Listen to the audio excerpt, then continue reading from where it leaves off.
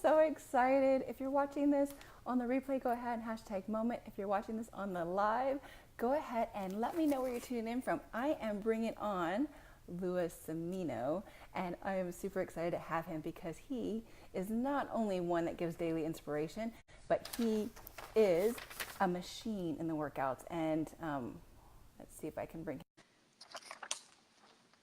It's adding you. Maybe. Let's see here. Okay, still thinking. Let's see.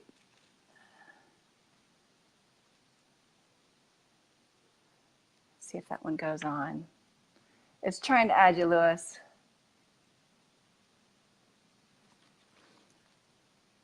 Let's see.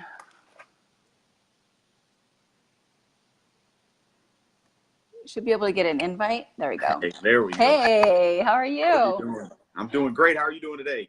Good. I am so excited. Thank you for taking the time to do this with me. Well, thank you. Thank you.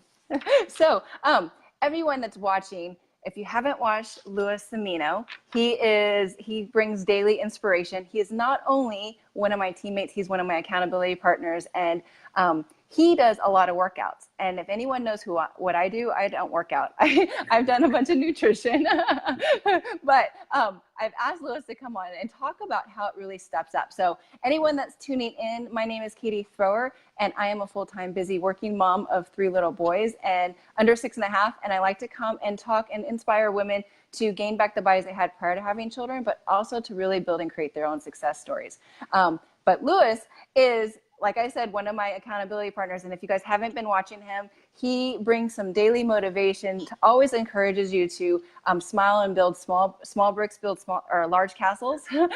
And so, a lot of times when I met Louis, he's very fit, and I really assumed he's always been that way. But he has a huge, amazing backstory, and I wanted to bring him on here to tell you and share with you guys, and also to really show that proper nutrition is for everybody. So Louis, do you want to give a little bit of introduction on who you are, and then you can tell us a little bit? Sure. Well, I'm Louieisms. As you heard, I'm the guy behind the Louieisms, thanks to Katie and Kim getting me involved with doing some lives.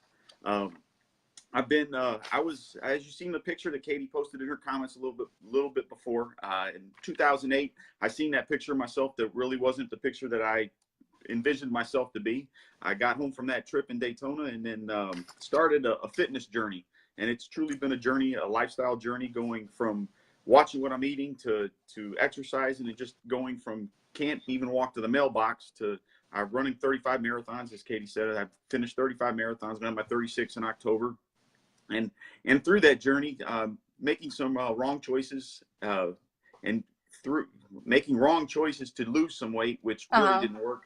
And then I got introduced to a couple of coaches that helped me actually bridge the nutritional gaps. And you don't realize how bad you feel until you feel good.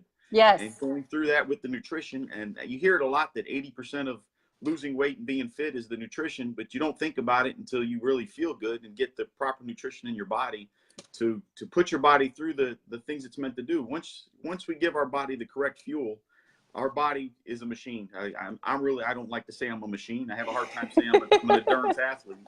Mindset. I talk a lot about mindset, and get the mind right, and then get through it, have a plan, and make it work. But with that, over the course of since 2008, it's going roughly on 10 years, I've been as physically active as I can be. It's become part of my lifestyle. It's something I've put in my plan each day, is to figure out some way, shape, or form to do something fitness. And I try to tell folks and motivate people to get out there and do something, anything, get up and move around for better health. And so when you first started on your journey, what did you do to start losing weight? Were you just exercising, or what were you doing?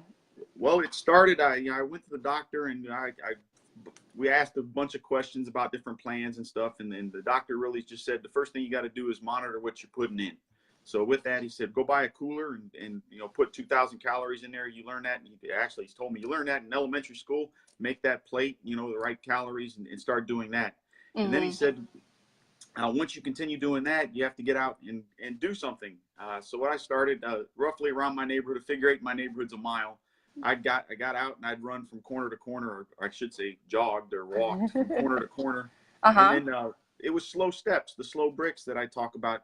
And I tell folks when I'm trying to get people motivated to do things, you don't think about running that mile or how fast you're going to run the mile. Get out there and mark a distance that you want to walk that. And then every week or every couple days, extend that walk or extend the time. Because a lot of time we look at the distance and not just getting out there for, 10 minutes today and 15 minutes tomorrow and then 20 minutes next week, and then continually adding those small bricks to build that castle. Just to build up on it, huh? Yeah. So through that process, it took me roughly 6 months before I kind of got arm twisted from a firefighter to run a marathon. So that's how the marathon thing started. I ran my first 5K about 4 months after I started doing the diet, and it was kind of a wake up call that you really got to put effort into changing your life and your body.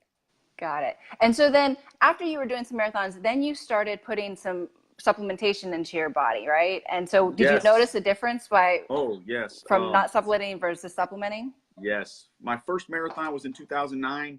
In 2011, late 2011, I got introduced to the correct nutrition and adding supplementation, which I wasn't doing any supplementation. I was strictly the fruits, vegetables, the proteins and carbs, and doing it strictly from the grocery store, farmer's market. And then I got introduced to our friend Charlie and Brett Rice and a couple other people. And there was a couple phone calls and I kept saying, no, I got this. No, I got this. And then got in the supplementation, bridging those gaps. They sat down and started explaining, you need a little bit more of this, a little bit more of that. And then the supplementation just took me from I don't want to say average, but a little above average to another level. And it was I really noticed it with the recovery piece, because I'd go out and at the time I was running probably about 80 to 100 miles a week, and it was tough getting started in the morning. And when I got the supplementation to repair my body, it kind of changed my mindset a little bit and said, we got to start worrying about the recovery so we can just keep doing this every day, every morning. Oh, okay. Got it. So through that 2011 to 2012, the end of that year, I dropped. I run at the time it was the Goofy Challenge. I dropped 20 minutes off my marathon time. Wow. From October to January of 2012. So the supplementation, giving your body jet fuel, it's going to fly like a jet. Wow, that's awesome. So I know some people, probably on my side of the viewers, may not use supplementation, and so some people are maybe like in the same mindset you were originally, is like fruits, vegetables. Why do you think that is? Why do you think people are scared of supplementation or the word supplementation? Well, I think it's got a stigma, and usually when you start thinking about supplementation, you think about those guys at the gym that get real big, and it's all, I hate to say the word drugs. People think of drugs instantly, and FDA, and they're not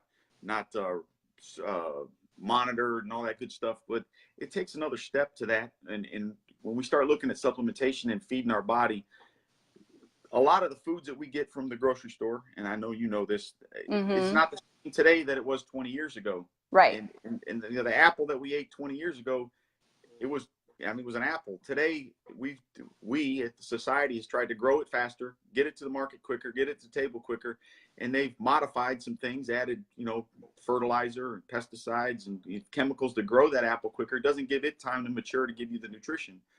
So we think we're getting that nutrition, but that stigma of taking I don't want to say an enhancement drug, because that's usually what it gets put in the bucket, taking something to enhance you. You're actually taking supplements to maintain you. And kind of supplementing your diet, right? You're supplementing and filling those gaps. Exactly. Make those bridges, fill the gaps where you're shy, whether it's, lifting weights. The protein's usually the one thing that you can't get enough of. And it's easy to, supplement it with a protein shake or a ready to drink protein or some form of protein. Real big with that after workouts, and branched chain amino acids, the building blocks of protein are important to give our body what it needs to maintain what we have. And a lot of times we just think going to the gym and it makes you healthy. That's only one step, and that's that 80-20 or sometimes a 70-30. The gym's just a small piece of maintaining that healthy lifestyle. Yeah, no, exactly. And it's like, you got to have the healthy lifestyle, you've got to move, and then you've got to fill in all the little gaps. It's kind of like that that experiment where you have the jar and then you put the rocks in Yeah. and then you put the Yes. pebbles in and then Yes. you fill it up with sand and then you fill it up with the water. Water. Yeah. And so I Yes. think I almost kind of think that the vitamins and minerals and supplementation is almost like the water. That it brings everything together. The supplementation, because a lot of times when we eat things, we're not, whether filling the gaps or getting that recovery or replacing what we've spent with the exercise or the running or even just going out and walking all day. If people don't eat, a lot of times people think a diet is stop eating. Right. And then if you start doing that, that's even worse than not exercising sometimes. So you I got to hear you. really, it's a teeter-totter that you play to be healthy. Mm-hmm. So walk me through kind of what you do pre-workout, during workout, and after workout, since it's really important. Okay. Oh wow, it's a Is it's there a very whole complex. cocktail? Yeah, it's a very You can. complex. I like to tell everybody it's very. These things are customizable to everybody. There's Okay. not a one-hit wonder. There's no home runs. You got to really look at where you're at, where you want to go.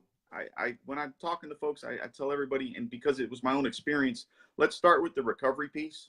Okay. And see how you're feeling when you go out and do something. Because if you feel sore in the morning, you don't want to go out again. Right. It's that mindset. So I think about recovery usually first.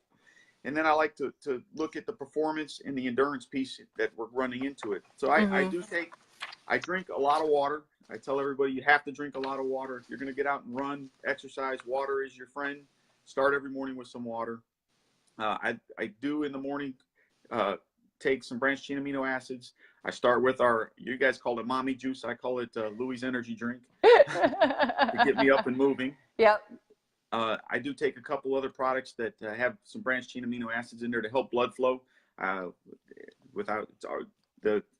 branched chain amino acids, arginine, which we know that product. And that helps with your endurance, your blood flow, and getting the oxygenated blood to your muscles, which also helps with that recovery piece. So it's helping with the before, it's helping with the endurance, and it's helping with the recovery. So that is probably my number one go-to. I get that in the morning.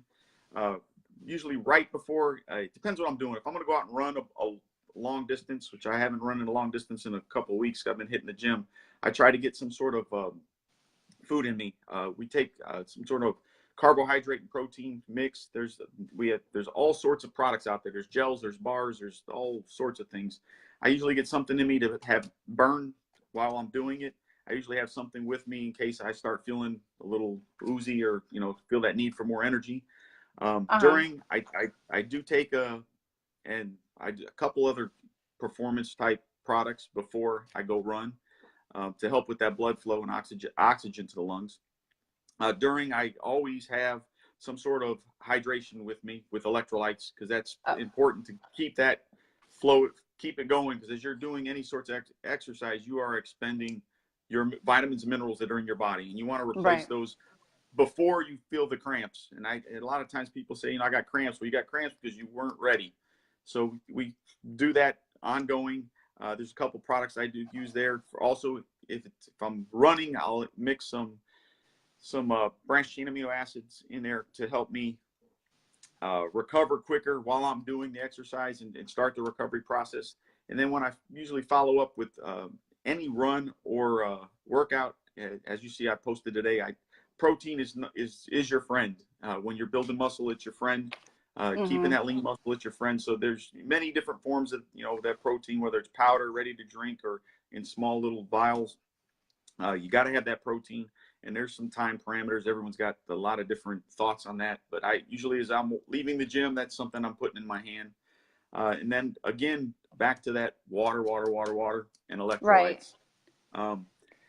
Then in the evening, I follow up with every time before I go to bed, I usually get a recovery product that you know what recovery product that is before you go to bed nighttime.